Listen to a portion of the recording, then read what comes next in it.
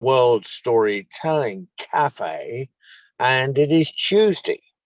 And in theory, it will be our young international young tellers, and undoubtedly, in the course of the next 20 minutes or so, they will join.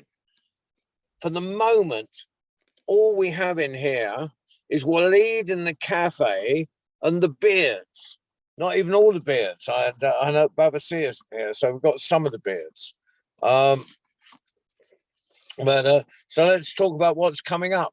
Friday, Sarah Lloyd Winder. It will be telling stories for children. Next Tuesday, there'll be there will of course be a further young tellers, optimistically, if they're not all either doing exams or going on holiday. Hopefully the latter be much more interesting for them than the continuous exams. Let me just get a diary out here from the bag. I'm doing this. I'm in a lay-by, well, sort of a lay-by, but a bit of cul-de-sac in on Milton Keynes. I'm seem to be having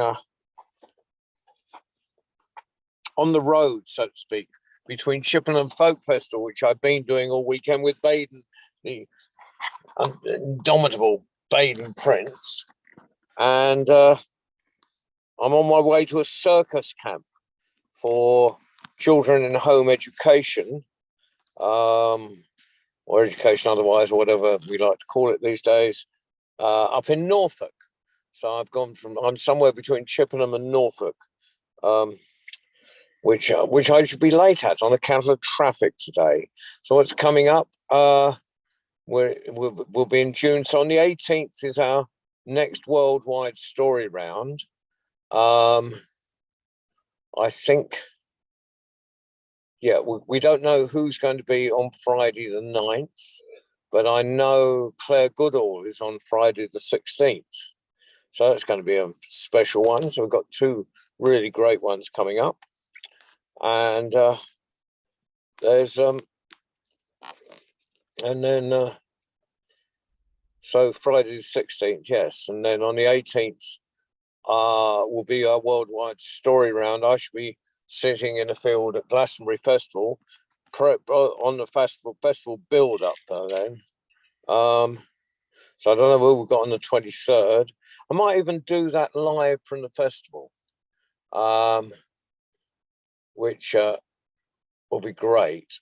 We might get someone from CBeebies on with me then. If not, we'll have some other tellers. But I think we'll do a live from Glastonbury on the 23rd. I've made that decision. I've made an executive decision at the moment, so I'm going to write that in the diary. Live from Glastonbury. Live from Glasgow. Right. Even the entry was live. Then the following Friday, the 30th, I think Michael Perrins is doing me. Bless his heart. Doing Sophia, do come in. Hello, Sophia. Now, Sophia, I can't see you. Are you the young teller I have been hearing about, or are you a supporter? Hi, Sophia. Unmute yourself. And then, hi. Oh, and we've got a picture. Hello. Hello. We have an actual young teller. Marvelous. Are you going to tell us a story tonight? Today? Can't hear you. Hello, Sophia. Speak. Yep, you're not coming through. There's something. We can't hear you. you need to play with your computer and get it so the sound comes through.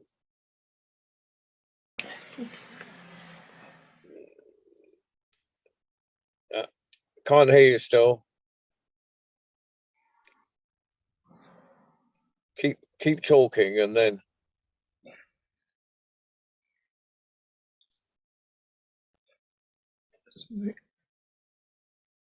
Right.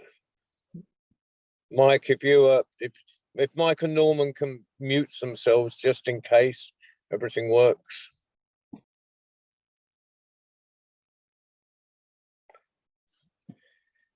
Coming on. It's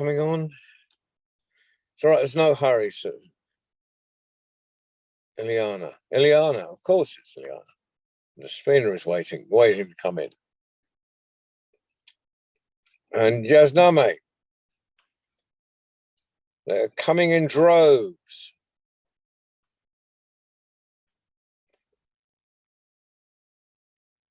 Ileana, keep trying.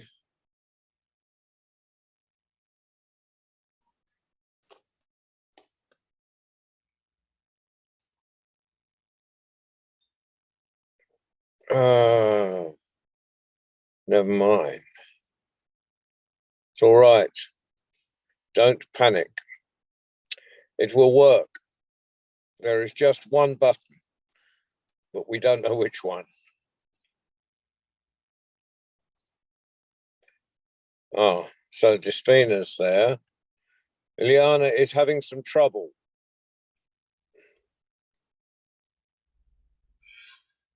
Ileana is, oh, I heard something. Hello. Hello, Despina. Ileana is having trouble getting to, so she can be heard. Oh, perhaps without the headphones? Maybe without headphones.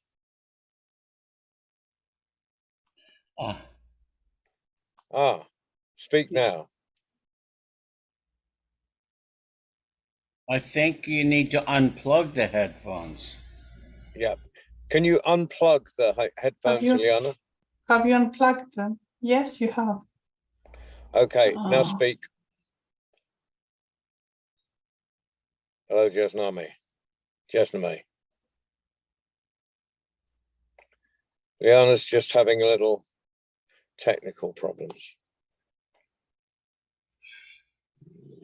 Okay, Liana, is your mom there? Can she give you a hand, maybe? Can you hear me now? Ah, yes, oh, we can hear you now.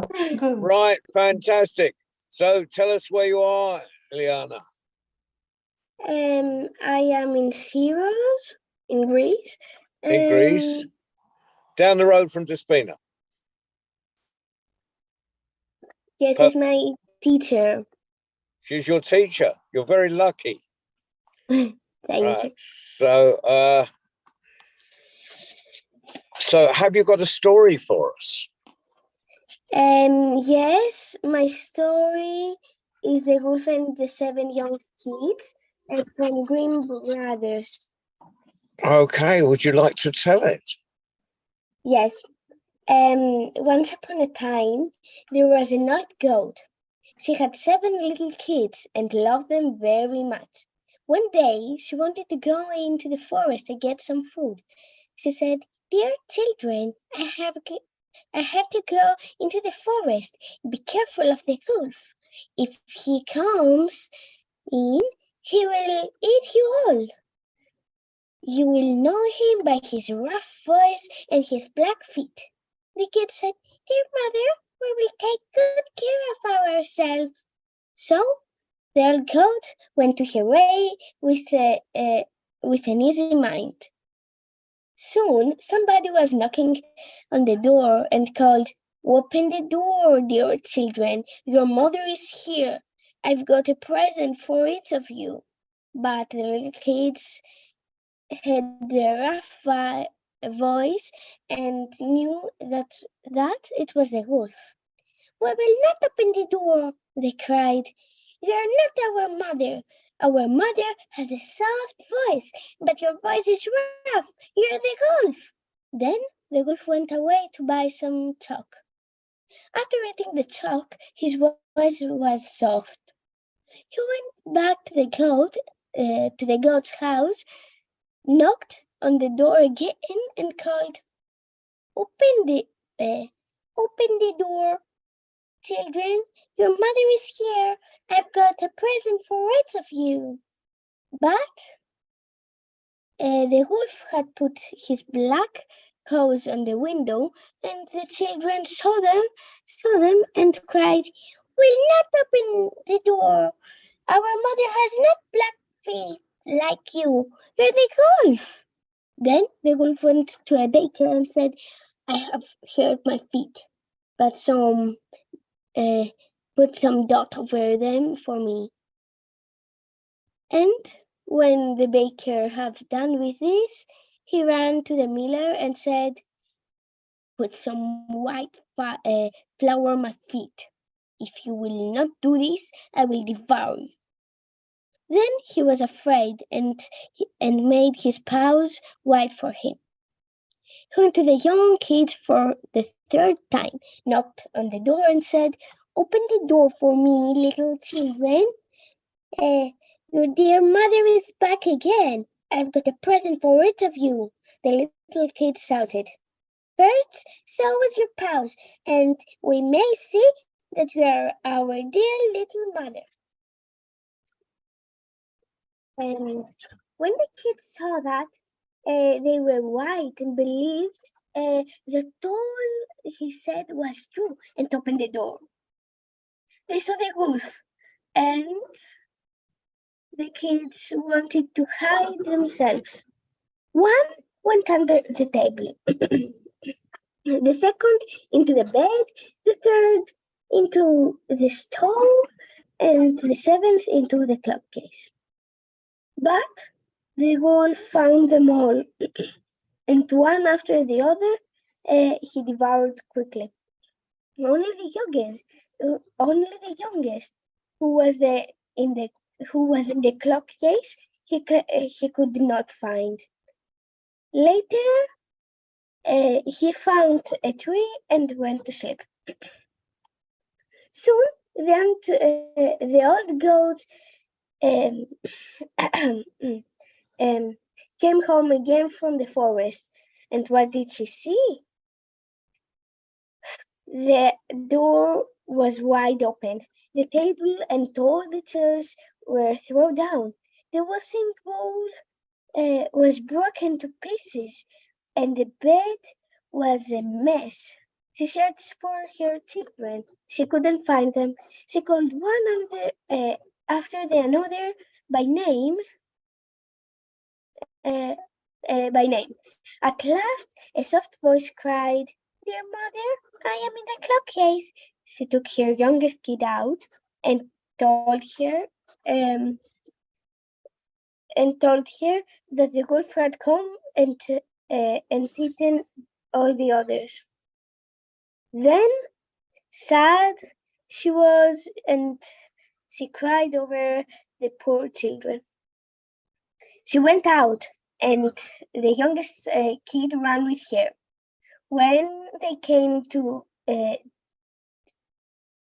the meadow, they saw the wolf under a tree, snoring very loud. She saw that something was moving and struggling in his full belly. Then the old goat told her youngest kid to run home and bring scissors, needle, and thread. She cut the wolf's stomach, and all her 6 little kids sprang out one after the other. They were all still alive. It was a joy. They nugged their dear mother and jumped up and down. The mother said, "Now look for some big stones, and we will fill the wolf's stomach with them while he's still asleep." And so they put as many stones into his stomach. and the mother sewed him up again. When the wolf woke up, as the stones in his stomach made him very thirsty, he wanted to drink some water. But when he began to walk, the stones in his stomach knocked against each other and rattled. He shouted, "What rumbles and tumbles against my poor bones? I thought it was 6 little kids, but it feels like big stones." The mother told him, "I can help you if you promise never to eat meat again." The wolf had such a stomach ache that he accepted. So the mother goat opened his belly, took out the stones, and threw it again. The wolf became a vegan, and they lived happily ever after.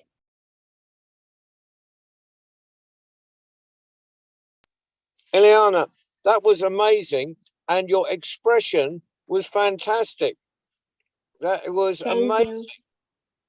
Right now, I mean, obviously you've got a very good teacher, but it doesn't matter how good your teacher is, you have to be amazing yourself to be able to do anything like that. It's good to see Baba C back in the fold. I haven't seen him for ages, but we're going straight on to Jasname. Amazing. So you're with us. Do you happen to have a story? We're going to Punjab. So.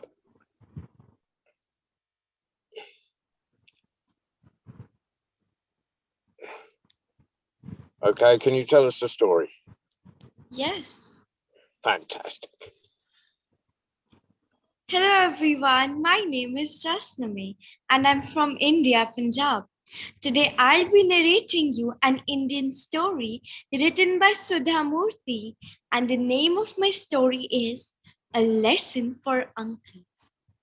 There was once a poor boy. He was a poor little boy, but very smart. Sadly, his parents had died, and what he had was just a house and a goat. The goat was his best friend, and the house was a religious place for him and a possession. The boy had 3 uncles who were behind that house and money because they wanted to sell his house and gain money. But the boy was unaware of that. He thought that his uncles were there to help him. One day, one of the uncles thought, why don't we give this goat to someone else? And what they did was, they took the goat and put it in the butcher's goat. And then the butcher did not realize that he had got that boy's goat. And he chopped all the goats. And then that goat had a special bell on its neck. He threw the bell away. And that little boy, finding his poor goat, came to the butcher's shop and said, "This is my goat. This is my right. I need money for my goat." And then the butcher said, "I'm not going to give you. It's your fault. You gave your goat to me." And he said, "I did not." The butcher thought for a while and said, "This boy is stupid. If he goes and tells villagers that I steal goats, then no one will buy meat from me." And so what he did was, he gave money to the boy, and that boy happily went home. The 3 uncles saw his pockets full of money, and they asked, "Where did you get the money from?" And then the boy started to explain, "I don't know how my goat went there, and then the butcher paid me this money." And after that, the uncles thought, what if we also chop the goats and sell them in the market? We will also earn money. And so they did. They chopped all the goats and sold them in the market. But unfortunately, they did not earn money, because the prices of the meat had reduced due to so much of goat meat in the market. After this, the uncles returned and they were very angry. They had thought, we will burn this house because this boy is creating problems. And what they did was they burned the house. That poor boy cried. He sat down and watched his house burn. He could not do anything. What he did was he took all the ashes and went to the forest. He took his way, he walked miles and miles, and there he saw some villagers running towards him. And the villagers asked, where are you from and what's in that sack you're carrying? The boy was so innocent that he said, I'm a boy from the near village, and this is the religious ashes. These are the ashes of a religious place, and that religious place was his home. The villagers were hungry now. They said, we need these religious ashes. We need them. They became greedy. And so the boy earned money again. He gave pinch of ashes to every villager, and the villagers paid money to him. And so the word spread. After that, after collecting so much of money, that boy again went to his uncle's house and said, see, I've got money. And so the uncle was surprised that how did they get money? And so he told them the whole story, that as you burnt my house, I got money by giving ashes to villagers. And so the uncles burned their own houses to collect money. They went to the forest, and the villagers, instead of giving them money, beated him with sticks because they knew that these ashes were fake. And that's how the uncles learned a lesson and went back to that boy. Thank you.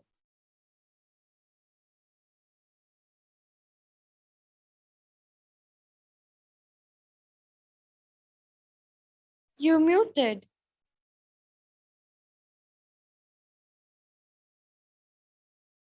We can't hear you, John. Right. I'll say that again. We're having a fantastic evening. We've had Greece, we've had Punjab, and now we are going to Nigeria. Whoa. Hello, Nigeria. Which sister is there? Which of the sisters is telling tonight? I know it's not Abimbola because that's mum. So which of the sisters? She's muted. Oh. It's me. Oh, it's you. Would you care to introduce yourself and say where you're from? My name is Radia Sadiq. I am living in Abuja, the capital of Nigeria. And would you like to tell us a story? Of course. Fantastic. Please do. Once upon a time, there was a very, very rich man. He had a huge house, which had a huge garden. He had many workers to work for him in his garden. So there are lots of trees in the garden, and it was fall season. So the wind kept blowing the leaves, and they kept covering the garden. So the rich man hired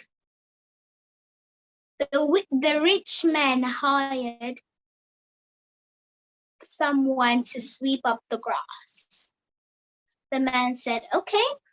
So every day the man swept and swept and swept the grass. And then the wind kept blowing the leaves, and he swept it all over and all over again. He was tired of this. He went to the rich man.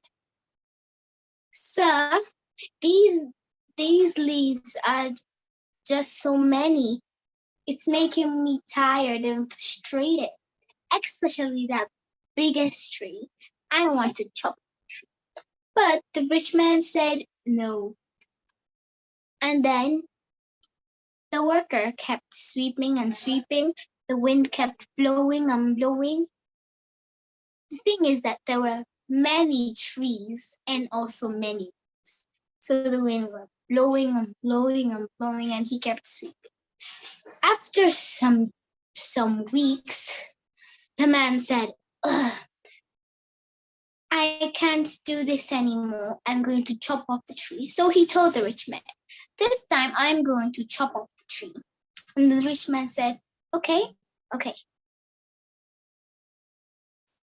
And then he chopped up all the trees and swept up the remaining leaves. And then after some days, he noticed that there were no leaves to sweep. And he went to the rich man and said, "There are no leaves to sweep." And then the rich man said, "I told you not to chop off the trees. Now there are no leaves to sweep, no job. Sorry, you have to leave the shop." The end. You're muted. I love being told off by a child. It always makes me happy when a young person treats me like an idiot. Marvelous. Thank you. No, that was a lovely story. Now I'm going round. I'll start with Ileana. Are you still with us? Yes, you are. Have you enjoyed yourself tonight?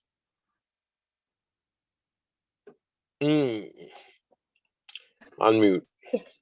Yes, Will you come and visit us again? I will. Thank you. And so I'm going to go around the adults and let them, because they like to speak. Have you noticed how adults like to speak? It's just one of those things. So I'm going to start with Despina, because Despina, and as she brought you to this platform and trained you, and would you care to say something about our three tellers, Despina? Well, I'd like to say that I loved all the girls' stories. I enjoyed them very much, and especially the messages they try to pass through the stories, because as all storytellers know, somebody picks a story, but this is just what we think. In reality, the story picks us. So I think that all the stories that the girls chose to tell actually tell something about them, and this is wonderful. And don't you think the expressions are getting better all the time? I mean, they're Indeed. fantastic. And the voices they make, yeah. I mean, this comes out naturally. It's not a matter of, being taught how to do it. It just flows. Well, yes, that's if you let children grow naturally, it happens. Exactly. Fantastic. Now, Babasi hasn't been with us for a few weeks, so he's got a lot of pent-up words. Stop shaking your head, Mike. Right. Now, Babasi, would you like to go through our three tellers individually and praise them? Because I know you will. Unfortunately, I came in late on Ileana's story, but I loved her presence and I love her expressions. So I would say, job well done, keep it up, and please come visit us again.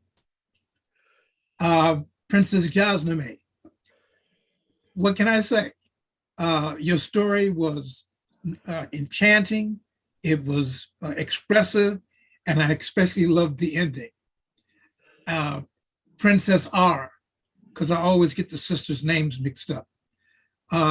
You were exceptional today, and I love the trick ending. In his effort to not have to sweep up the leaves, he actually put himself out of a job. That's a lesson that a lot of us can learn from. So I think all the princesses today were very expressive. Their story, and as Despina said, the stories picked them, and the stories chose well today.